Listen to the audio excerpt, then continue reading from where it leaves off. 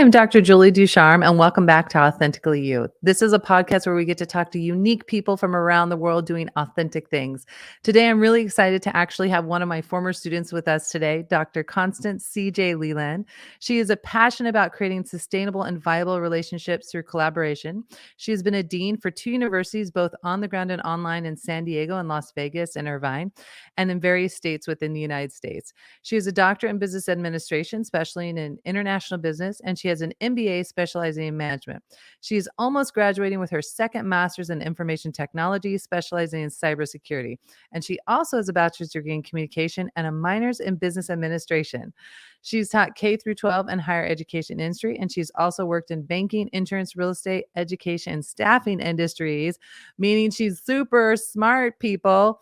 And she's an instructional designer, podcast host, content creator. Oh my gosh, this is just so much stuff. We need to just bring Dr. CJ in so she can talk about all the amazing things she's doing. Welcome to the show, Dr. CJ. Hey, thanks for having me. I know that was a mouthful. I'm like, whoa, did I do that? Like, I'm like listening to myself. I'm like, okay, stop. It sounds so obnoxious at that point. No, Um, but it's yeah, good. A lot of time us women minimize what we do. And I don't think we should do that. I do it as well. Like people say, like, oh, have you done this? I'm be like, oh, it's not that big deal. And I'm like, you know what? It is a big deal. So it's awesome that you have that amazing list of things because it shows you're not a one-trick pony. You're very intelligent and that you can work in many different industries, which means you're adaptable and you're flexible, which is what we need to be as women and as leaders in our industry. So I'm super excited to have you here. It seems like a lifetime because as we were talking before show, I think I was just having my either my first or second kid. So it's been at least 10 years, I think, since we were in the classroom together. But this is super fun to see where you're at and what you've been doing.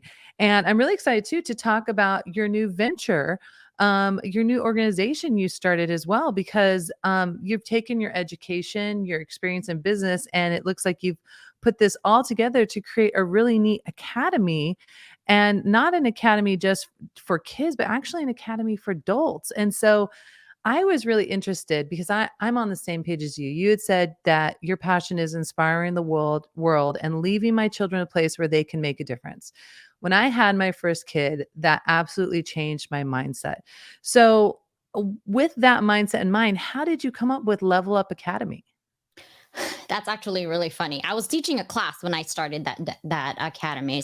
It was Entrepreneurs Club and Entrepreneurs Class. So I was a dean in a university that actually is both on ground and then I did online. And I started my podcast for my people, for students, and also for teachers. Then I actually quit being a dean because of some things that happened that personally for me that I needed to step down. It was just taking too much time. You already know, do we take too much time in education? And I said, I just want to teach in this capacity. So while I was teaching, this is actually my third business. My first one was selling anime. I had three shops here, Japanese anime, for 5 years. Where before Pokemon was Pokemon here now, I was selling them from Japan. I have family from Japan. And I had to move to Boston. I think I was still taking, after your class, I had to move to Boston. So I had my second child and my baby then. Then coming back here, just teaching. And then on July or May of last year, I was teaching a class about entrepreneurs and going through California and the AB5 law and, all this. I'm like, whoa, things have changed a lot. So then I see a lot of my students actually are working adults.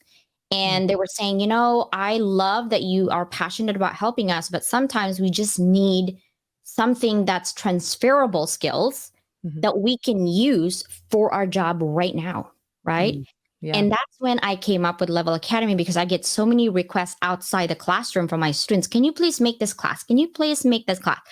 I literally got another certificate for instructional design with the people from MIT that I work with.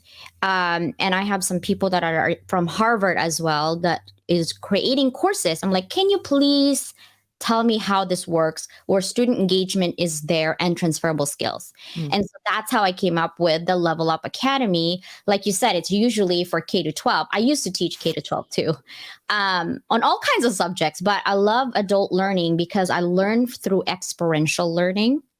And I Mm. came up with it because I want to marry theory and practical, Mm. like skills, transferable skills that the students can use today. Mm. So Yeah. that's how it was born. Absolutely. Well, and we were talking off mic about this. Um, it's probably been a year and a half now that, I've done, and we talked about this. I was a dean as well. I had two little babies, and it was just, I was trying to marry the world of working remotely 80 hours a week and dealing with toddlers, and it just wasn't working. And that's when I decided to take my skills and try and make them more transferable. And I became, I'd had businesses, but I really dove into being this serial entrepreneur, which was absolutely terrifying. I'm sure you know what it's like, because we have families we need to take care of and we have mouths we need to feed. And we have this really great idea, but like, can we make it profitable?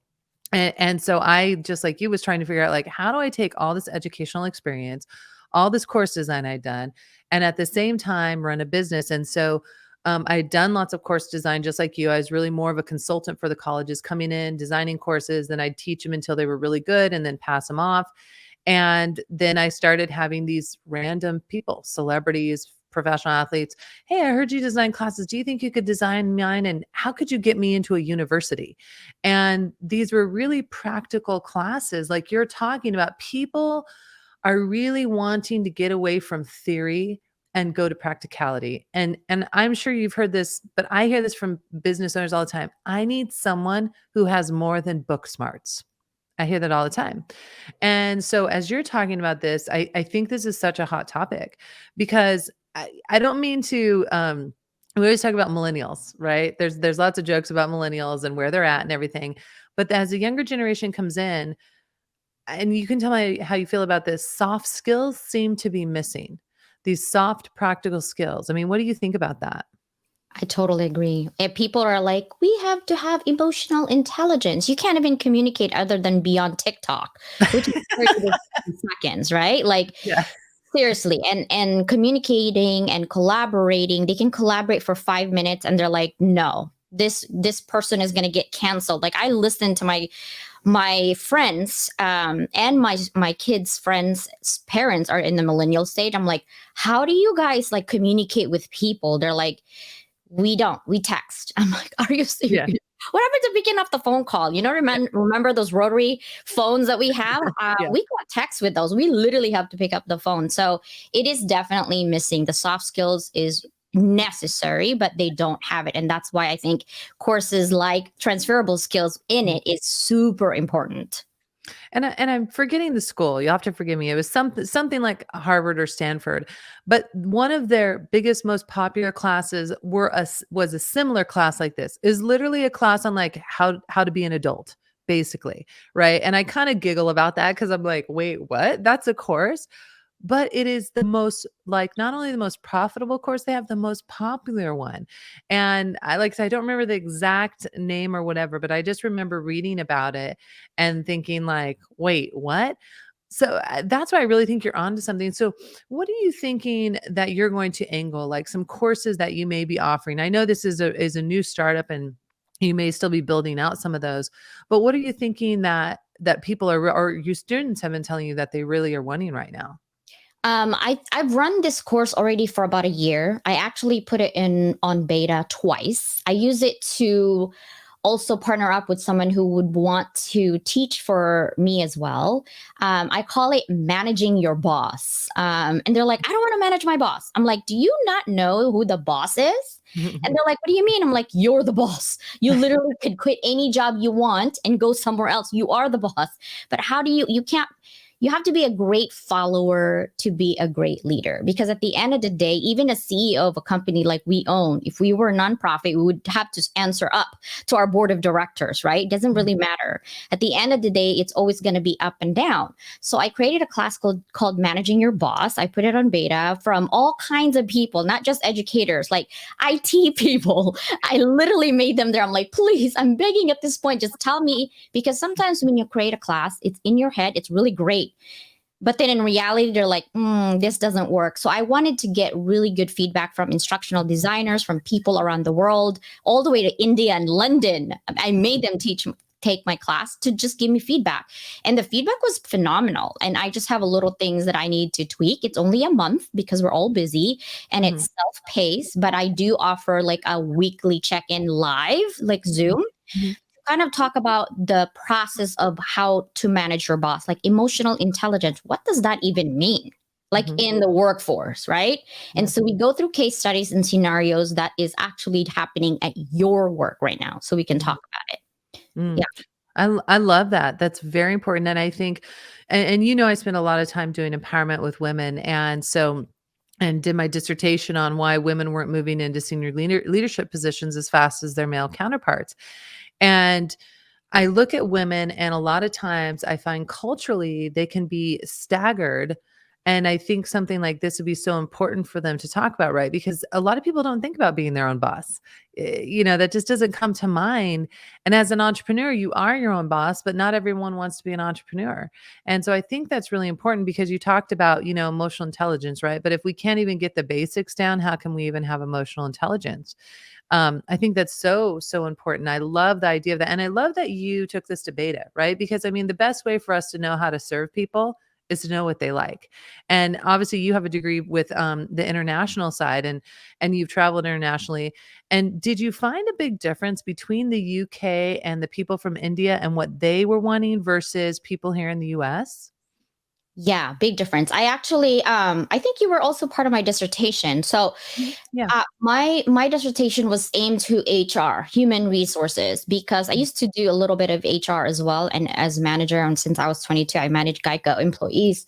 I find that, like you said, moral and ethical standards kind of collides to people because of culture. And mm, so I also study heavily on cultural differences and values between women in the Philippines and women in the United States. That was my dissertation.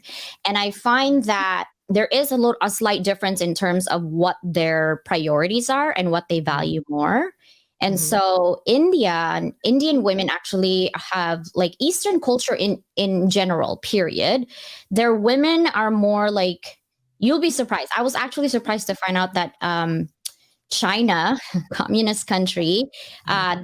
their executive women are 63% CFOs. Wow, But that's really United high. States, and this was 10 years ago, so I gotta look for Yeah. more data soon. But and then in United States, we were rated as top 10 bottom when it comes to executive Mhm. women. I was like, Hmm, what? And Sweden is definitely number one. It's been ranking number one for hmm. days. I'm like, okay, I need to talk to somebody in Sweden, Yeah. extrapolate that information, and bring it right here and see why. Why is it? I have two daughters, so I'm Mhm. really interested on making sure that I can help in any possible way to Yeah. change that dynamic. And I find that really interesting. I know when I did my dissertation, which gosh, mine's probably even older than yours. Yours is 10. I think mine's at least 18. But something that was really interesting to me was that, most of the women I talked to women in these head leadership positions. And of course, in my mind, I naively was like, oh, it's the good old boys club. That's what it is. And most of them were like, no, I had to choose between having a family or a career. I felt like I couldn't have both, or I felt like I couldn't take that job at that time. I had little kids, and so I needed to wait until they got older, and then I took the job. And I found it really interesting because many of them just felt culturally either if they took that big job, they were going to be considered not a good mom, or they didn't feel they had the support, or if they did have the support, they would be too absent. But I found on our end that most of the women I talked to, and obviously there's always a caveat to everything, right? Sure, there might have been someone who stopped them along the line or slowed them down, but it really came down to culture and family and them having to pick between a career. And I'm curious with places like China and Sweden, if there's such a good support that that's not the case, right? Where they don't have to pick between career. Maybe there's a more balanced work life because when I was trying to do these big roles, I mean, it was literally like 80 hours a week. There was no balance and it was expected of me. And I tried to hide that I had kids and a family. I tried to make sure that no one ever heard a peep of a child behind me because I thought that that would dictate that I wasn't worthy enough or smart enough or I was too distracted to be a head women leader. And so I'm really curious, like you, I'd love to learn what's going on in Sweden. I do know that they passed a couple laws which requires equal pay for everyone across the work world. But I'm just really curious, cultural wise, what they do to support the women, which makes the number so high, because there's got to be a different level of support. I mean, I don't know, have you, when you were doing your jobs as dean and all that, did you feel like that having young kids and trying to run those jobs? Oh yeah, I still do because when I teach live, my dog, okay, I have a really obsessed baby bulldog, and she will growl in the middle of class. I'm like, guys, hold on 1 second. Or sometimes she has a really bad anxiety, and so she would sleep here. But bulldog, they snore. Okay. And so they're like, Dr. Leland, is your husband like sleeping? No, that's my bulldog. I'm sorry. So now from start of class, I'm like, okay, I'm just gonna let you know. So I have two offices I run to just in case to be quiet. But it is right. I think for culture, I'm not sure about Sweden because I had a Swedish students and I wish I did ask them about that, but I didn't. But I do know that for Asian culture, the support system is that the grandparents, the aunts, the cousins are willing to watch your children Hmm. while you go out in there. Like I literally like took off 10 years being a mom and didn't really work and run my own business while I was being a mom, while I was going to school, right? But it's that support system because you knew it was face to face with you. It wasn't an online Right. thing for us, Yeah. right? And so Yeah. when I go to class, guess what? My mom and dad are watching my kids. Hmm. See, Yeah. that support system. But once I started working and I was all over the place, I was on my own. Like you just like quiet, don't say anything. I'm on a meeting. Yeah. Yeah, it is. Yeah. I think it's definitely cultural. They have more support than we do. Yeah. And I wish and I hope that that changes for us, because many a women have told me that, and I didn't understand until I had kids. And then it was like this balance of like, well, I really want to have a career because I love what I do. That's my passion and purpose, but I love my children and I want to be part of their life. But my work expects me to work countless hours. And, if my kid's sick, oh well, like there was just never that support, and so I think that's really interesting. And I like what you're doing, just the whole managing your boss. And are there some upcoming classes that we can keep a lookout for with your new academy? Yeah. So right now there's going to be three. I'm hoping you'll be out soon in March. We want to make sure that it's immersive. We also because we take an impact on immersive learning. We are marrying metaverse through some of my Mm. stuff. I love Wow. technology, so I'm having avatar and metaverse classes at the end for Empowerment Week. I call it Empowerment Week, which is week 5. The website itself, actually, that like you're looking at, is my main hub. But there's another website that I create my own website, by the way. So if anyone wants to help me out there, let me know. But I create my own website because they're like 10 grand, please. I'm like, no, I just started this company. But there will be managing your boss, obviously, sustainable e-business strategy. This is coming from London and India. And Mhm. then investing in your wealth through vitality and wellness is one of them. So there's about 4. And the fourth one, I'm not sure about the topic yet, but those are the 3 ones right now. It's always going to be for only 4 weeks. Our classes Mhm. are only 4 weeks. And week 5 is always going to be empowerment week. Great. I love that. And, I love that you're seeing too that people are busy. And, I mean, after I got my doctorate, I was so burnt out on taking classes. Anytime like a certificate thing come up, I'd be like, I'm good. Because the first thing I think is, do I have the time? What is it worth? And I think that's great to have a quick time. And I like the empowerment week. I think we all need it, especially as we're coming back. I know some people are still ramping back from COVID, being shut down, businesses losing jobs and all that, and they need that empowerment. So I love that.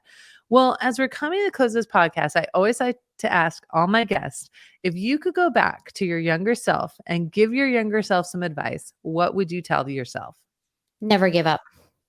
Mm, Just persevere because um, I always wanted to be a journalist, actually. After the judge, like I wanted to be a judge. I'm like, oh, I can't do that. But I wanted to be a journalist. And I did public speaking in high school. I did journalism in college. But I felt like I was never good enough. Like it's never good enough other than being a writer and editor in school. And you couldn't just be in the middle because, you're Asian and you're short. So there's no way you're going to be in front of a television. That was just my feeling that I feel from other people. So when there's no opportunity, create one. mm. I love that. I think that's great advice. And it's so true. And I love everything that you've persisted through because it's such a journey, isn't it? Right? Like you talk about wanting to be in journalism. When I was in college, I wanted to be an ESPN correspondent. I was not at the right college for it. And, I look at where I am today. And if you told me that I was going to be in these spots, I'd be like, never. But at the same time, the journey, despite difficult times, there's good times. It's been a good journey. And that never give up slogan is something that I think we have to instill in all of us and in our children as well, that, we have to never give up because that path is going to lead to something really amazing. And obviously, just reading your bio, it shows that all the amazing things you've got to do. And there's going to be a long list of more amazing things that you are going to do. I really quickly want to touch on a few other things before we get done is I know you have your podcast. So tell everyone about your podcast, what it is, because maybe you'll find a new amazing guest who's listening right now that could be on it. I hope so too. So my podcast actually started as a level up higher education because it was for students and faculty. What I was trying to do was study like how do you do student engagement, right? Because I have my own opinion about it, but what about other people from other universities, from other countries? How do they do that, right? And so that's what I did. And then once I quit being a dean, I actually got into people who are doing coaching. How do you do, for the podcast and coaching? So I said, okay, how about added value conversation? Since I teach business, I have a lot of business students. How do you become entrepreneur? Or like right now, today, there's a conversation that is hot topic. How do you keep most of your money from Uncle Sam so you don't actually pay out all that, money for taxes? And that's a great conversation today. Last Friday was mental health conversation from a licensed mental health specialist. So I engage people who are masters in their own domain and kind of have that conversation so others can also listen to it. And it started in February. It hasn't been a year, almost. Actually, my first podcast, I think, came out on like the end of February, but I'm on 57 nations and countries now, 14 distribution channels. And then December 30th, I'm on LA Weekly as a top 10 podcast to listen to for 2023. Awesome. Well, congratulations on that. That is wonderful. So for those of you listening, if you're driving right now or you're like, how do I find this? We'll put the links out there when we post this live so you guys can get that. But I think that's wonderful. And of course, if you're a master in an industry, what's the best way for them to reach out to you so they can say, hey, I'm a master in my industry. Maybe we should talk. Just email me, LUA@levelupby, which is by Doc Leyland, DOCLEYLAND.com.